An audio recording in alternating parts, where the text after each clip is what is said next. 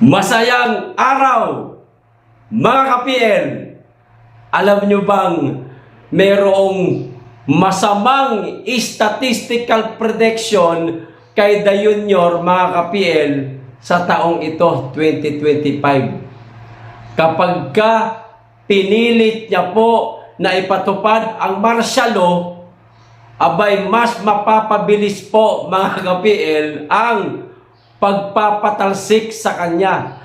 Naging usap-usapan po kasi, mga ka-PL, na dahil daw po dito sa gagawing rally ng Iglesia ni Cristo nitong darating na January 13, ito po yata ang pinakamalaking rally sa bansa na gagawin ng Iglesia ni Cristo, ay di umano, mga ka-PL, maaaring magdeklara si Marcos ng martial law during rally or before rally. Dahil di umano, mga ka-PL, natatakot na itong mama na ito sa gagawing rally ng Iglesia ni Cristo. Kaya ngayon, medyo gulo-gulo isip na ba? Ano ba talaga? Magdedeklara tayo ng martial law bago mag-rally o during rally na lang? Ngayon, kapag pinilit niya talaga ang martial law, mas mapapabilis ka ang pagpapatalsik sa kanya. At syempre, kapag natalsik na siya, mga kababayan, meron na tayong bagong Pangulo. Walang iba kundi Duterte na tayo. O eto po ang video ni Attorney Harry Roque, mga kababayan. Siya na lamang po ang magpapaliwanag sa inyo kung bakit mas mapapabilis ang pagpapatalsik kay The Junior kapag nagpumilit siya sa martial law. O eto na po, panoorin po natin, pero bago natin simulan, makikisuyo sa mga hindi pa po nakasubscribe. Baka naman, at paki-click na rin ang notification bell para updated sa lahat ng upload, at huwag niyo pong kalimutan, paki-like na rin ang video. Maraming salamat, makikisuyo lang. O eto na, simulan na ho natin. Well, nung huling Spokes Hour natin, nagkaroon tayo ng statistical prediction na 75% ay may posibilidad talaga na magkaroon tayo ng bagong presidente itong bagong taon ng 2025. Pero sa kasaysayan ng Pilipinas, bagamat binibigyan natin importansya ang people power, alam natin na yung dalawang presidenteng nasisante, si Presidente Marcos Sr. at si Erap Estrada, ay nasisante dahil din sa malaking papel na ginawa ng ating militar. So, ang tanong, meron kayang posibilidad na ang military ay gagampan muli ang kanilang katungkulan sa ayon sa ating saligang batas na sila ang magpoprotekta sa taong bayan? Well, hindi ako magre-rely sa crystal ball. Kung hindi, subukan nating suriin kung meron ba talagang mga bagay-bagay na magbibigay dahilan kung bakit ang ating mga kasundaluhan ay gagampanan ng kanilang papel bilang protektor ng taong bayan. Unang-una, ano ba ibig sabihin ng protector ng taong bayan, protector of the people? Siyempre, ang pinaka-obvious dyan, kung talagang lalabagin mo talaga ang karapatan ng pantao. At siyempre, alam naman natin na sa 13 of January, magkakaroon ng napakalaking pagtitipon, hindi lang ng iglesia, kundi lahat-lahat ng mga puwersa na nagkakaisa para magkaroon ng katarungan, no? At pagtutol nga doon sa impeachment ni Inday Sara Duterte. No? So sa tingin ko, ang pinakamadali na magkaroon ng papel muli ang ating militar kapag gagawa ng paraan ng administrasyon na hindi matuloy or guluhin yung mga rally na yan. Ang prediction ko po ay baka gagawa sila ng mga hakbang para wag matuloy yung rally na yan, kasi alam naman natin sa mulat-mula, kasama sa kanilang script ay dapat matanggal ang Inday Sara bilang Vice President. Dahil kung ako si Tambaluslos, matapos kong busugin ang mga congressman, matapos kong pakainin din ang mga senatong, ay nako, bubuyuin ko ang Marcos Jr. Mag-martial law ka kaya? Sabihin natin na talagang meron talagang magtatangka na buwagin ang iyong gobyerno, patalsikin ang iyong gobyerno, mag-martial law tayo, parang hindi matuloy ang rally na yan. Pag nangyari po yan, tignan nyo kung anong nangyari ngayon sa South Korea. Yun ang ginawa ng presidente. Mas mapapabilis po ang pagtalsik kay Marcos Jr. pag kayo nag-martial law. Guaranteed po yan. Dahil alam na ng Pilipino na ganyan din ang ginawa ng ama ng Marcos Jr. Magdeklara ng Marcelo, pinadlak ang Kongreso at naging diktador nga sa sumunod na 20 taon. At kapag ginawa niyo po yan, tingin ko isa yan sa pamamaraan na baka tumugon ang militar sa kanilang katungkulan na protektahan ng taong bayan. Dahil alam nila na ang Marcelo hindi talaga yan makakabuti sa taong bayan. Nyor, maghunos dili ka. Kapag ka ipinagpilit mo yung martialo bago ang rally ng Iglesia ni Cristo o during ang rally ng Iglesia ni Cristo, hindi napapayag ang taong bayan na bumalik sa kadiliman katulad ng martialo. Mawawala lahat ng karapatang pantao na ngayon ay tinatamasa ng taong bayan.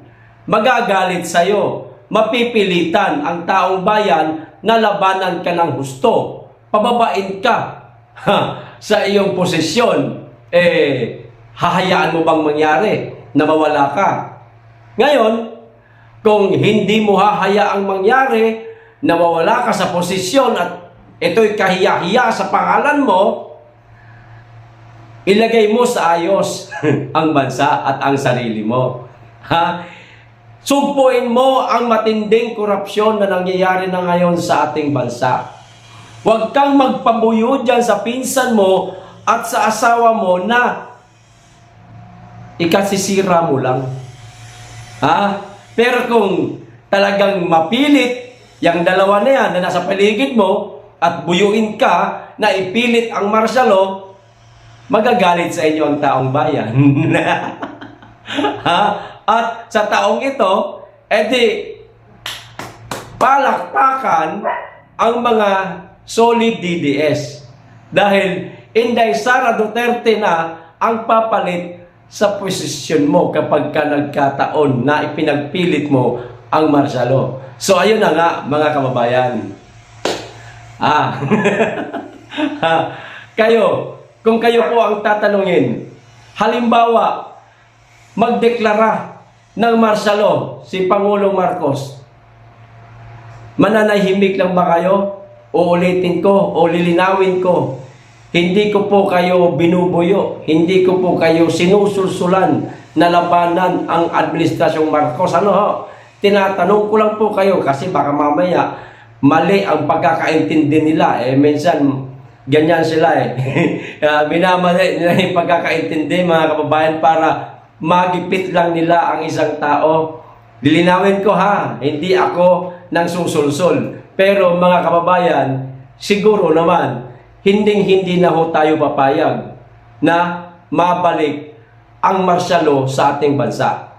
Di ho ba? Dahil sa karanasan po ng ating mga magulang, ako, bata pa ako nung panahon na yon, martialo na yun, hindi ko pa alam kung ano talaga ang nangyari sa martialo, pero kwento ng ating mga nakakatanda, marami nga talaga ang mga napahamak o mga nasakta na rin noong panahon ng martialo. Kaya ayaw natin na mangyari ulit ito sa ating bansa, mga kababayan. Kaya magkita-kita tayo sa darating na January 13, mga kababayan, sa gagawing rally ng Iglesia ni Cristo. Pinakamalaking rally po ito na mangyayari. Maitatala po ito sa kasaysayan ng ating bansa, mga kababayan. Pinakamarami, pinakamalaking rally po ito. Simultaneous po ito, mga kababayan, hindi lamang po sa parting Luzon, kundi meron din sa Visayas at Mindanao. Ngayon, sa dami ng tao na yan, kung magkikita-kita tayo, swerte na lang mga kababayan. Sumama po tayo, makiisa po tayo, mga kababayan, para ipanawagan po ang kapayapaan sa ating bansa. Kapayapaan sa ating bansa, alisin ang korupsyon, ang mga kurakot na politiko. Itigil ang gulo sa ating bansa at higit sa lahat, alagaan ang ating soberanya nang sa ganon mamuhay tayong mapayapa sa ating bansa na malayo sa mga kurakot na politiko at kaguluhan na maaaring mangyari sa ating bansa na gawa nitong girian ng ating bansa at ng bansang China na nagsimula dyan sa West Philippine Sea. Na ngayon, di umano mga kababayan ay pilit pa rin itong pinagtatakpan ng Administrasyong Marcos. Gumagawa di umano sila, mga kababayan, ng kung ano-anong drama dito sa loob ng ating bansa para mapagtakpan po ang gulo dyan sa West Philippine Sea.